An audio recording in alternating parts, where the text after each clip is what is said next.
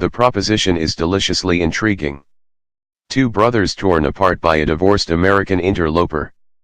Two sisters-in-law, one dutiful, one showy, whose ill-concealed hostility helps to prize apart the siblings once thought tied together for life by their accident of birth.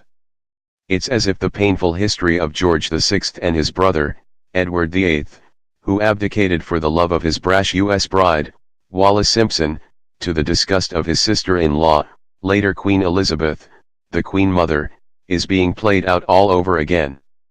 Now, piling irony on top of irony, Prince Harry is leaving Kensington Palace, home of his brother Prince William, to start his married life at Frogmore, where his black sheep great-great-uncle Edward is buried with his bride.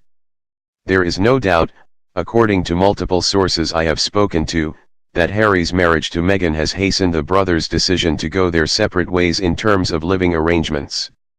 Later down the line, their courts will naturally diverge, too, as William steps up to become the Prince of Wales. Equally, the former actress's arrival has indeed rather shaken things up a little, both in terms of what one source described to me as her opinionated personality and Harry's determination that his new bride should get her own way. What Meghan wants, Meghan gets, Harry has said. And there is no doubt that the new Duchess of Sussex hasn't forged a particularly close relationship with her brother-in-law's wife. She and Kate are simply very different people, although sources insist there has been no dramatic falling out. But it would be simply wrong to lay this parting of the ways at Meghan's feet.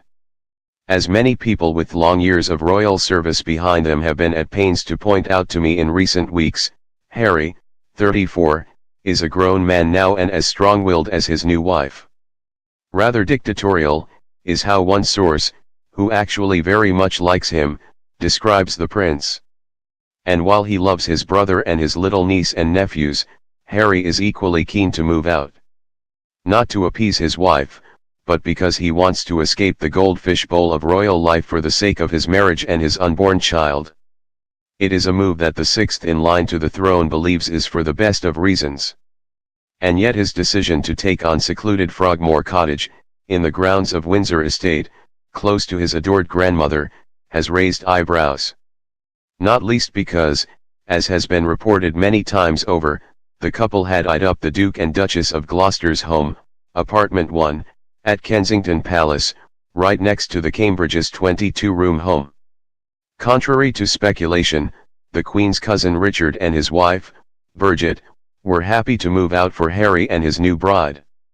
Indeed, I can reveal that the Gloucesters, whose children have long left home, are moving out in the new year to live in the vastly smaller stables cottage in the palace grounds. So if the very place Harry and Meghan have so long been linked with is now up for grabs, why wouldn't they seize the opportunity to move in? Could it be because of tensions between the brothers and their wives? One source has told me that until very recently there were multiple options on the table for the couple, including moving into somewhere bigger at Kensington Palace. It was only decided after they returned from their recent tour to Australia and the South Pacific that Frogmore was the preferred option, and plans were quickly lodged with the council to bring it up to scratch. One reason given to me is the cost of the work that would be needed to bring apartment 1 up to scratch. Renovating anywhere in a historic royal palace is not cheap. William and Kate's apartment cost taxpayers more than £4.5 million. The other reason is that Harry simply doesn't want to bring his family up in such a visible manner as his brother. While many would be delighted at the idea of living in a palace, large swathes of it are actually open to the public all year round. And although the Cambridges do have a charming garden in which their 3 children can play, spaces for youngsters to run wild are severely limited. George and Charlotte are regularly photographed by paparazzi on the school run. Any trip into neighboring Kensington Gardens attracts attention, whether from well-meaning members of the public or the occasional photographer. And while attempts have been made to shield a large grassy area to the left of the palace from prying eyes, with a new line of evergreen trees, they have been slower growing than hoped. It means that anyone using the area for play or recreation can be seen from the nearby private road, often used as a thoroughfare by people walking to Kensington High Street or the gardens themselves. As second in line to the throne, William has no choice but to put up with the arrangement as he must have a permanent base in the capital, and Kensington Palace is probably the best option. But Harry is no longer a direct heir to the throne and can be freer with his choices. The Cambridges have their garden in the back, which is nice, but there is no real other space for children to play in, says one who knows the setup well. Frogmore, which is inside the Windsor security zone where the main house is only open to the public for a couple of days a year, is secluded, peaceful, tranquil and, most importantly, private. No one will see them coming or going. There will, of course, be a trade-off. Harry and Meghan had to weigh up the 25-mile commute they will now face coming into London for official engagements. But sources say they believe this is manageable and Harry will continue to be a very hands-on presence in his offices there. One friend went further, insisting last night that the brothers hadn't fallen out, and neither had their wives. The idea of the two of them as the boys, the brothers doing everything together and living in each other's pockets, has been pushed with good intentions, but hasn't really existed for some time, they said. The truth is that they have both just grown up. They are rare in that they live together and work together, but there has been a stepping back. They are still incredibly close, closer than most siblings, but now Harry has married and is about to become a father, so it's a good time for him to be planning his own future. There is no acrimony.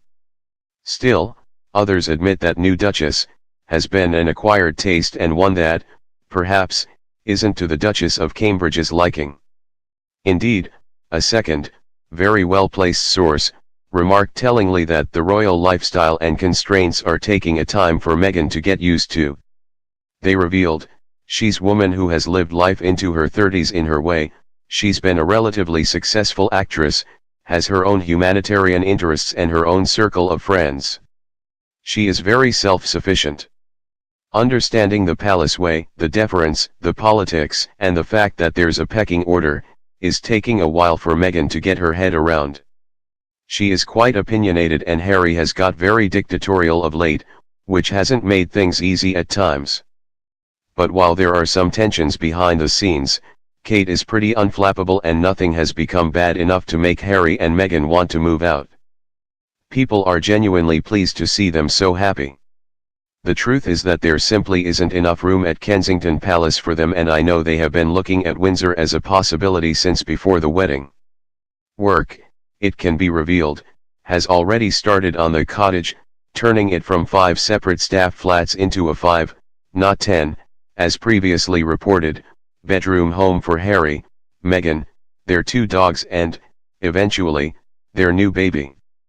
The cost of transforming it from somewhat run-down employee quarters into a cozy family home with space for Meghan's mother, Doria Ragland, to visit from the US, another factor in their decision to move, as well as a nanny and police protection officer, will be met by taxpayers via the sovereign grant, money given by the government to the Queen to run her household and fund her work.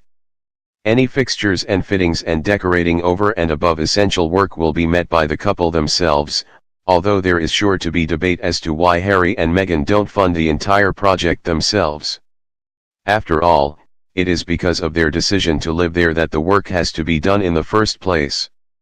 It is anticipated, sources told me yesterday, that they will be able to bring their baby home there when he or she is born in the spring.